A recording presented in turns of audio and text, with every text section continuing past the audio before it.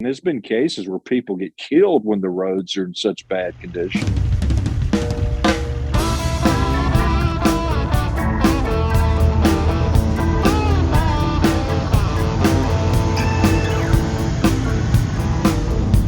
What you heard up top is that of owner-operator Joey Slaughter speaking a few weeks back here on a prior edition of Overdrive Radio that regular listeners may remember about just how bad roads can get if left untended by state and local DOTs. The issue at hand in that podcast was I-40 in Arizona, particularly the western section in the state from the California line into Flagstaff and thereabouts. Certainly not just there.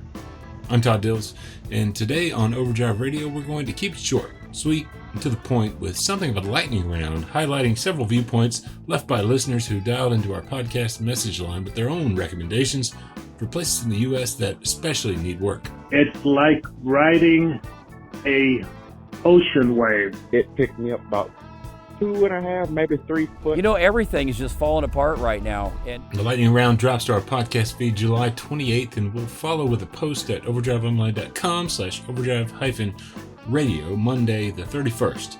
Let's keep it going, why don't we? Any stretch of road that truly needs serious rehabilitation?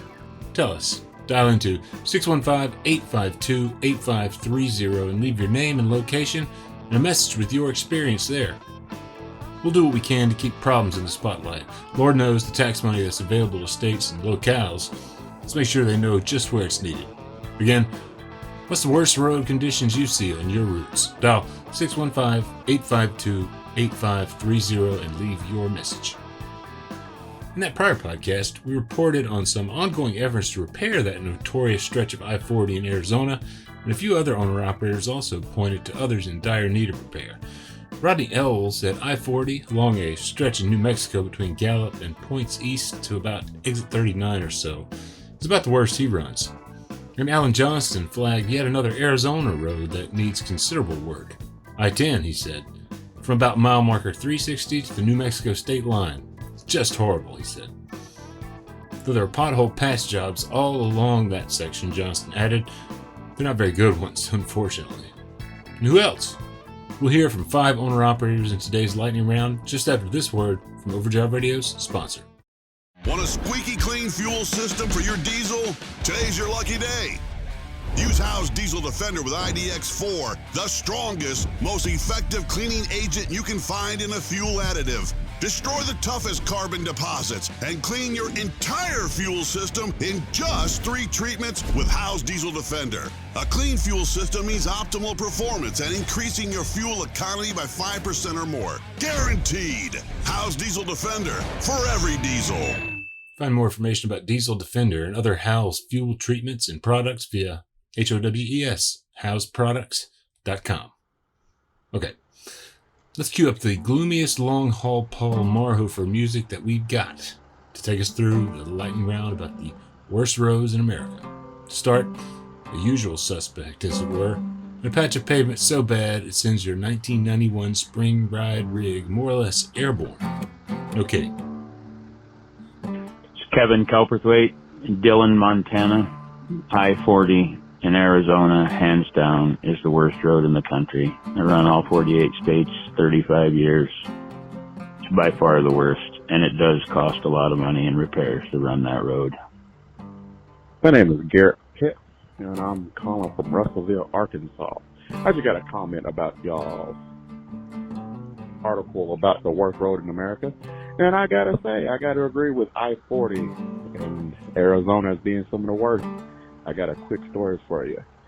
Bobtail in my 91 600 with spring ride. I hit a patch so rough, it picked me up about 2.5, maybe 3 foot. The guy behind me didn't know what was going on. He slammed his brakes and he jumped over to the left. But yeah, it was a rough ride. Thanks. As you might expect, further accolades emerged from Arkansas operations for I-40 in Arizona, with an honorable mention closer to home, too, for the owner.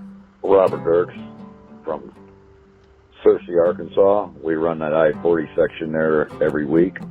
Coming out of California, it's probably one of the worst sections in the country between that and Jackson, Mississippi, running through that I-20. But I-40 coming out of California to the scales, you can't even sit in the seat.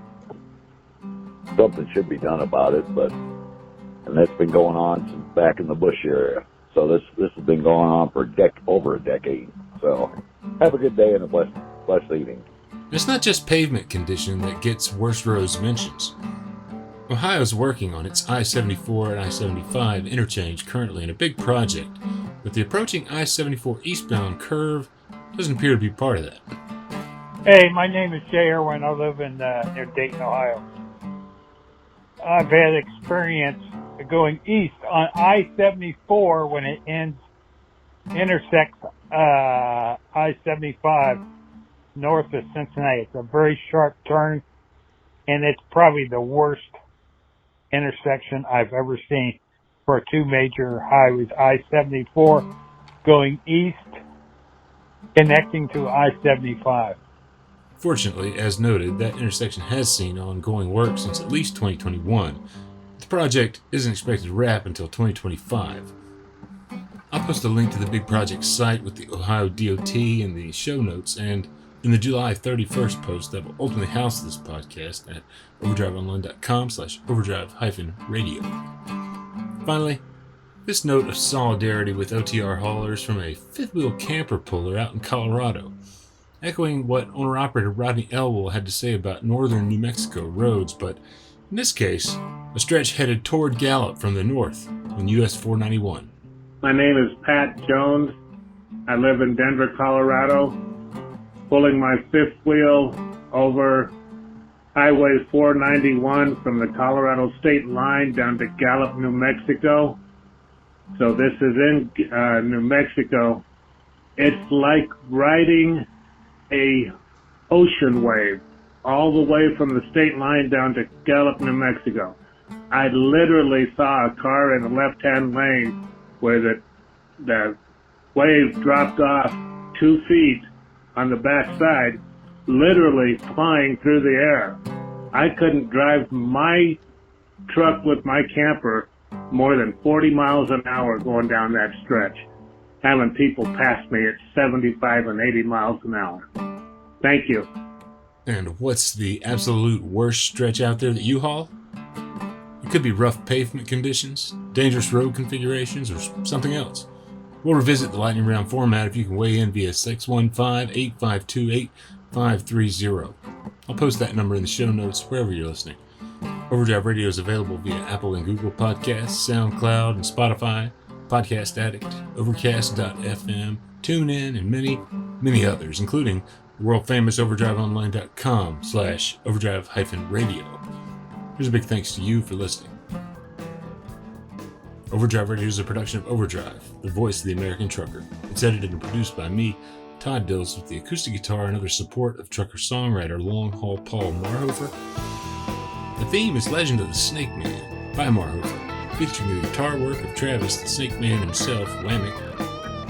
Terry Two Socks Richardson on bass, keys by Tishomingo Jim Whitehead, and on drums, Andrew Marshall. The podcast is backed up further by Overdrive's own news editor Matt Cole, social media coordinator Holly Young, executive editor Alex Lockie, and video editors Lawson Rudisell and Andrew Wynn. We'll see you next time. Keep those nominations going.